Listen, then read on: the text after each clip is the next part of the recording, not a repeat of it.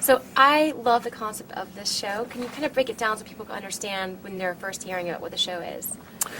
Well, Once Upon a Time has two distinct realities. You have fairy tale land. And the fairy tale land is populated by all the characters you've ever known and loved through your childhood. They are kind of juxtaposed by the real world, the village of Storybrooke. All of these fairy tale characters that you've seen in the past all now live in Storybrooke, but they don't know that they were fairy tale characters. They don't know who they are. For instance, I play Rumpelstiltskin, who in the real world is Mr. Gold. He might know a little bit more than other people know, having said that. But most of them don't actually understand that this is where they come from, that their happy ending in the fairy tale land has been taken away from them. They've been put into this new world to live pretty much in misery. What intrigued you the most about this type of show? Well, I mean, first of all, it was the guys that wrote Lost. I thought that's interesting right away. What they managed to do with Lost was create this very, very odd world, and that's what I seen when I read the script. I thought that's exactly what we need here. Storybrooke cannot be kitchen sink. It can't jump from fantasy fairy tale to social realism.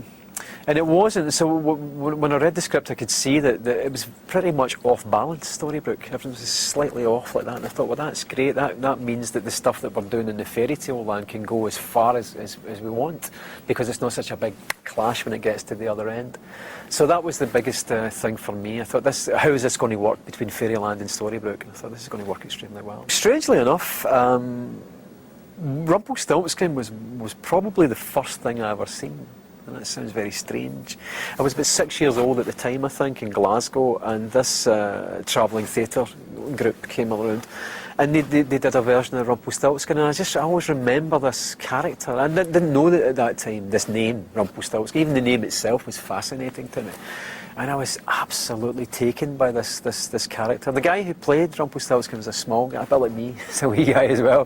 And I was fascinated by this guy, and I was really kind of interested in his story. I didn't care about the king, didn't care about the daughter or all of the gold. It's like, what about him? Where does he come from?